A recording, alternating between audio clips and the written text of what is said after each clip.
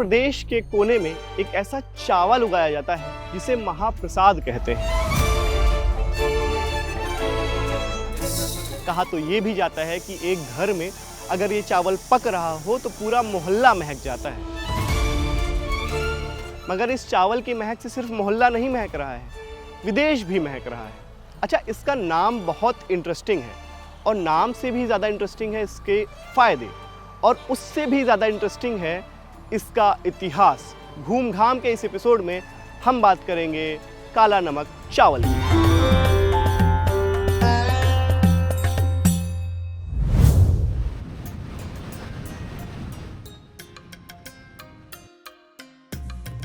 इस वक्त हैं हम सिद्धार्थ नगर में और हम खेतों के बीच हैं। ये सारे काला नमक चावल के ही खेत हैं और हम समझने वाले हैं कि किस महीने में इसकी जुताई होती है, बुआई होती है, पूरा प्रोसेस हम समझने वाले हैं।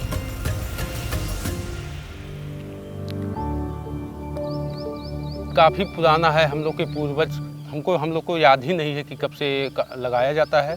इसको बुद्ध के प्रसाद के नाम से भी जाना जाता है और ये लगभग इसी क्षेत्र में होता है। इसका ये जलवायु यहीं पे सर्वाइव कर पाता है।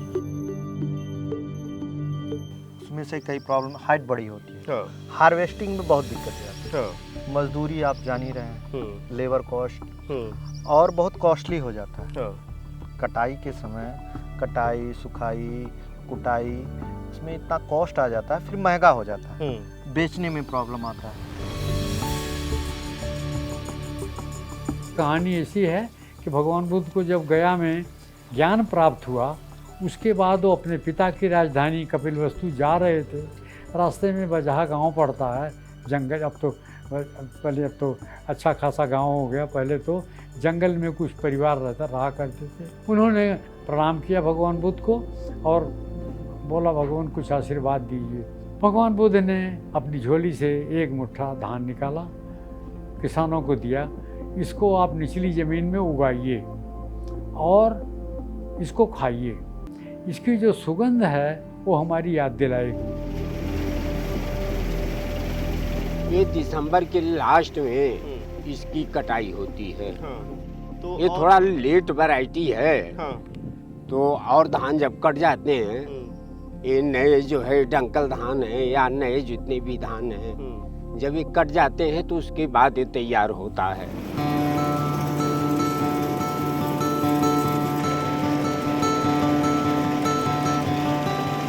हमको बहुत अच्छा फील होता है। हमारे सिद्धार्थनगर का वन डिस्ट्रिक्ट वन प्रोडक्ट है। माननीय योगी आदित्यनाथ जी ने जब से सरकार बनी है, उन्होंने वन डिस्ट्रिक्ट वन प्रोडक्ट कर दिया है।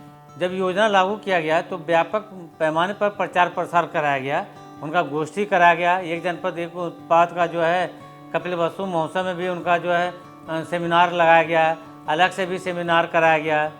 तब उसके काफ़ी प्रचार प्रसार होने के बाद लोग किसान जो है धीरे धीरे इनको मतलब कि इनकी पैदावार को बढ़ाने के लिए कदम आगे बढ़ा रहे हैं। और इसकी पैदावार बढ़ाने के लिए ही प्रदेश सरकार ने योजना लाए, एक जनपद एक उत्पाद टूल किट्स प्रशिक्षण योजना।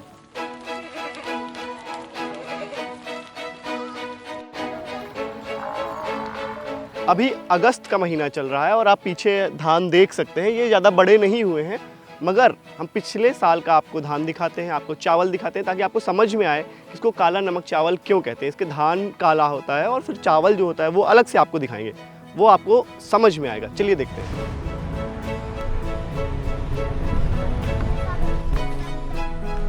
काला नमक चावल नाम आप तक आपने सुन लिया होगा, मगर वो दिखता कैसे है, क्यों उसका नाम काला नमक चावल पड़ा, और वो धान बाद में चावल जब बनता है चावल के रूप में कैसा दिखता है, वो हम देखने जा रहे हैं। ये भैया काला नमक धान है। देखिए ये पहले काला रहता है, हाँ। इसके छिलके, हाँ। अभी कुटाई के बाद ये वाइट हो जाता है। अच्छा, ये काला नमक चावल है। हाँ। ये काला नमक चावल है, ये धान है। हमने सब कुछ देख लिया है, अब चलते हैं सबसे इंटरेस्टिंग पार्ट की तरफ। कैसे बनता है चावल और टेस्ट कैसा करता है।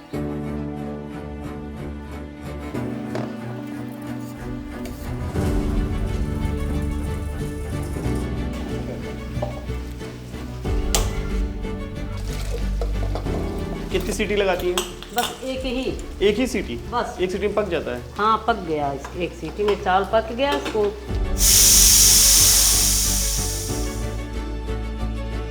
जिसका इंतजार था वो हो गया है। खाना मेरे सामने है, चावल बन के आ गया है। पहले चावल ही टेस्ट करते हैं सिर्फ।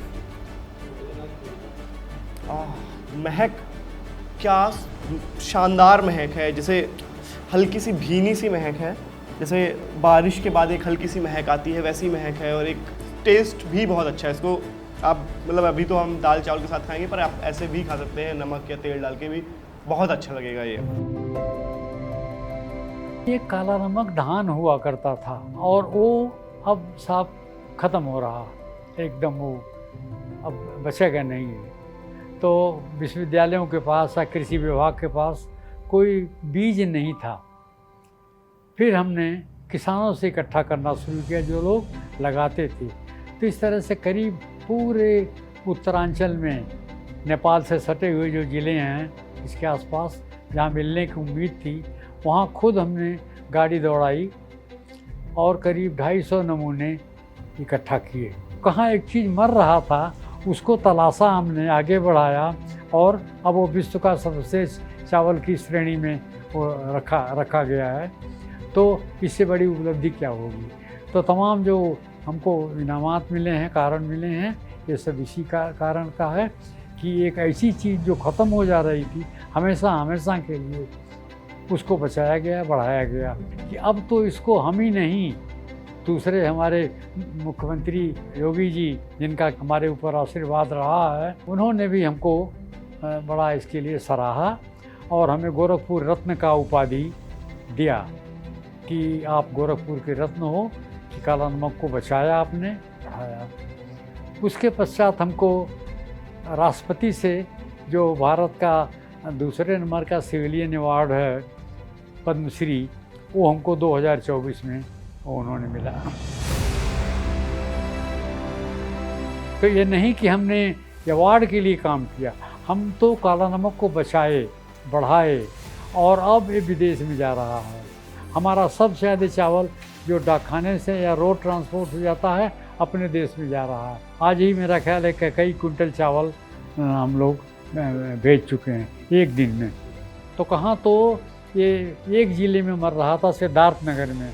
अब सिद्धार्थनगर के 5 गांवों से हमने बढ़ा के 11 ज़िले में किया। 11 ज़िले से अभी पूरे देश में है, यहाँ के लोग खा रहे हैं।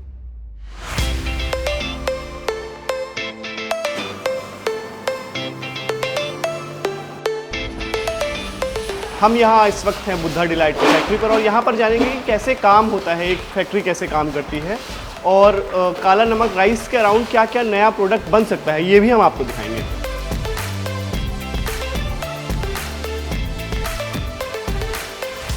जैसा कि आप लोग जानते हैं कि यह चावल 600 BC पुराना गौतम बुद्ध की धरती का हम लोग राइस कहते हैं, लेकिन ये महाप्रसाद है हमारे यहाँ का, जिसे हम महाप्रसाद के रूप में जानते हैं। ये 600 BC पुराना चावल है और चूँकि इसका ग्लाइसेमिक इंडेक्स कम होता है इसलिए ये शुगर फ्री में भी आता है। और इससे हम जो कुकीज़ तैयार करते हैं, ब्राउन राइस कुकीज़, जो ढेके से निकाला हुआ चावल का कुकीज़ तैयार करते हैं, उस कुकीज़ में 0.31% जिंक की मात्रा होती है, 3% आयरन की मात्रा होती है और विटामिन ए की प्रचुर मात्रा होती है। इसके साथ साथ कहीं ना कहीं लेबोरेटरी टेस्टिंग में इसमें आता है कि लेबोरेटरी टेस्टिंग में ये प्रतिरोधक क्षमता आपके अंदर की, जैसे कैंसर के सेल हैं तो इनको भी ये कहीं ना कहीं मारने की क्षमता रखता है, ये चावल और ये कुकीज़। और ये शुगर फ्री होने के साथ साथ ग्लूटीन फ्री भी है, जो आपके स्वास्थ्य के लिए बहुत अच्छा होता है।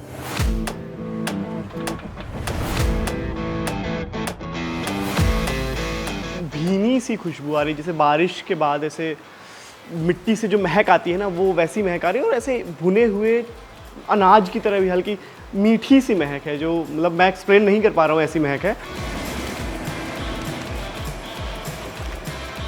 ये मेरे हाथ में अभी काला नमक एरोमेटिक बेसन पिस्ता है और बेसन की जैसे हल्का सा येलो भी दिख रहा है। इसको खा के देखते हैं। सिर्फ मेरे पास एक शब्द है, आइकॉनिक।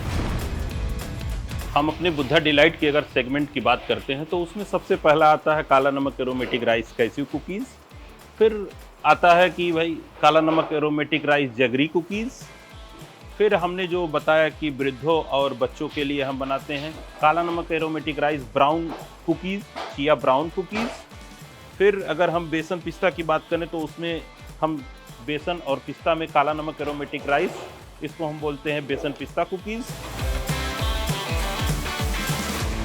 एक जनपद एक उत्पाद टूल किट प्रोसेसन योजना के अंतर्गत अब तक 1400 लोगों को प्रोसेसन दे करके टूल किट उपलब्ध कराया जा चुका है। 2018 से अब तक 306 लोगों को एक जनपद एक उत्पाद वित्त पोषण योजना के अंतर्गत विभिन्न बैंकों से 3,671.24 लाख रुपए का ऋण उपलब्ध कराया गया, जिन पर विभाग द्वारा 917.81 लाख का अनुदान उपलब्ध कराया गया।